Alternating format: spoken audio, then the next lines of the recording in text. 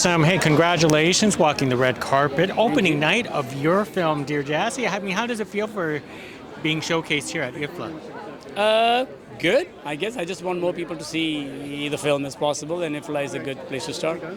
I know, I've covered so many of your press junkets, and Dear Jassy seems a very different type of film. Tell us about this. It is. It's just based on a true story, and the subject matter is quite hardcore.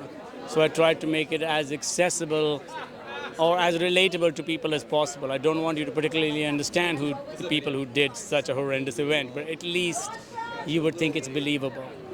Now, why did you take this direction for a film like this? Because all your previous films, they're like cinematically magical in its own way, but now you want something that's more down to earth? No, this film is cinematic. It's just not what I would call fantastical. Oh, fantastical. It's just that most people see the stuff that I do only from the movies that I make, but I have a whole life in advertising, and I make all sorts of advertising.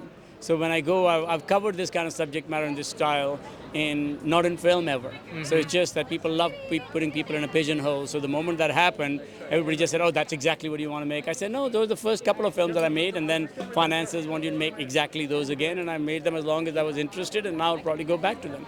Tell us about discovering your actors for a film like this. Well, that was the key thing in this one, because I just didn't want people who were going to put on accents or anything, because the script wasn't going to be a script that was written as such as dialogue. It was just situations. So I wanted the people to come in and actually just tell them the situations, and I realized if it doesn't sound believable, that means there's something wrong in our plot or the characters. And I knew the characters were genuine. The people I cast, he was a kabaddi player, he had never acted before. As far as I knew, the girl had never acted before, but she was from the right place, so I got them in there, and then just the situation, I could just tell that the magic was happening.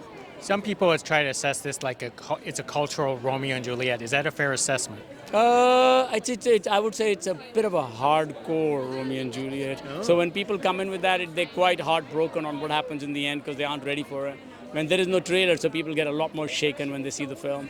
So it's quite harsh. The third act is very intense. Very well. And one last question, Tarsem. I know you've been in the industry for a very long time. I've spoken to you multiple times in the past. But how do you feel like a lot of South Asian films are now being showcased more and more in theaters? I know nothing about it. I don't follow anything. I just make the film I want to do and I move on.